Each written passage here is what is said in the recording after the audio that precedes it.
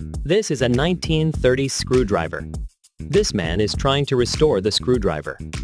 First, the screwdriver is secured and the handle is removed.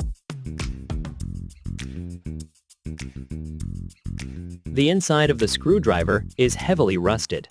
The rusted exterior is carefully sanded down. As the sanding continues, the rust gradually disappears from the screwdriver.